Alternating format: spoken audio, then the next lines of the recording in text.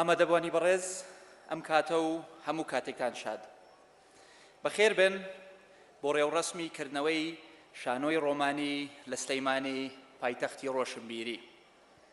لە پێشەکیدا دەستخۆشی لە وەزارەتی ڕۆشنبیری و لاوان و بەڕێوەبەرایەتی گشتی ڕۆشنبیری سلەیمانی کە بە پشتیوانی پارێزگاری سلەیمانی ئەم پرۆژە جوان و گرنگیان لەم کات و ساتە سەختەدا تەواو کردووە. بە دەرفەتێکی گرنگیشی ئەزانم دەستخۆشی لە هێزە ئەمنیەکانی پارێزگای هەولێر بکەم بۆ کۆتایی هێنان بە هەوڵە تێرۆریستیەکەی ئەمڕۆ لە بینای پارێزگاری هەولێر. سەرخۆشی خۆم و ئێوەش ڕائەگەیەنم بۆ کەسوکاری فەرحان ئیلیا کە چایچی بوو لە بینای پارێزگار و شەهید بوو. هیوادارین دوو پۆلیسە قارەمانەکەش کە بریندار بوون زوو چاک ببنەوە. ئەم ڕووداوە تێرۆریستیەی ئەمڕۆ سەلماندیەوە. چەند پێویستمان بە کرانەوە و فکری ئازاد هەیە، ئەوەندەش پێویستمان بە بەردەوامبوون هەیە لە ڕووبەڕووبوونەوەی بیری تاریک و تەسک و توندڕە و کردنەوەی ئەم شانۆیەش هەنگاوێکی گرنگە و بەرەو کۆمەڵگەیەکی ئازاد و میلەتێکی ڕۆشنگەرمان دەبا.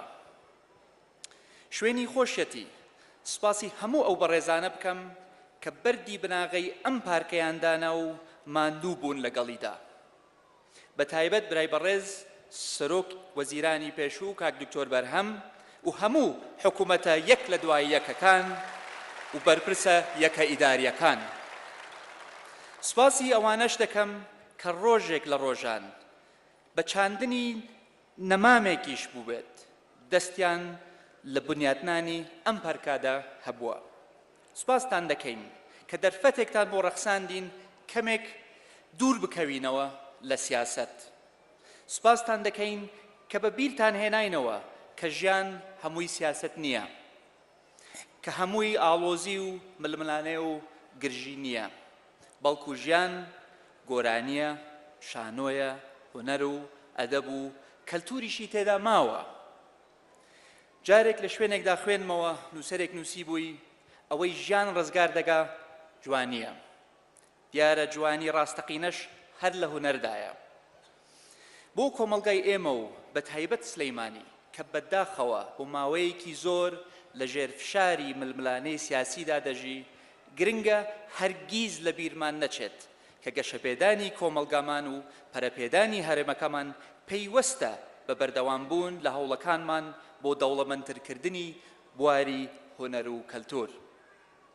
من هیوادارم هەموو ئەم دام و دەستگا و کەسایەتی و هاوڵاتیانەی کە ئەم شوێنەیان خۆش دەوێت و بۆ ڕۆژێکیش بێت ئارەقیان ڕشتووە لە پێناوی بنیاتنانی ئەم پارکەدا بەگشتی و ئەم شانۆوە ڕۆمانیە بە تایبەت بەکاری نەهێنن بۆ سیاست و ململانەیەکانیان.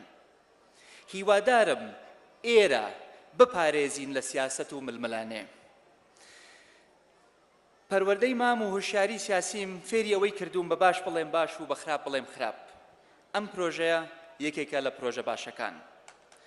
دەمەوێ ئاماژە بەوەش بکەم کە ئەم پرۆژەیە پرۆژەیەکی گرنگی حکوومەتە و لەسەر بودجەی حکوومەتی هەرێمی کوردستان کە داهاتی خەڵکە بنیاد نراوە و مڵکی ئەو حزبە نییە کە بەردی بناغەکەی داناوە و لە حکوومەت بودجەی بۆ تەرخان کردووە. هی ئەو حزبەش نییە کە پارێزگاری سلەیمانی لەلایە و ناشبێتە هیچ حزبێک کە ڕۆژێک لە ڕۆژان دەسەڵات بگرێتە دەست. کورت و کرمانج ئەم پرۆژەیە هی هەموو هاوڵاتیەکە. تەواوکردنی پرۆژەیەکی ئاوها ژێرخانی ڕۆشنبیری دەوڵەمەندتر دەکا. سلەیمانی ئەمڕۆ پایتەختی ڕۆشنبیریە، بۆیە دەبێت ژێرخانێکی هەبێ کە شایستەی ئەو نازناوە بێت.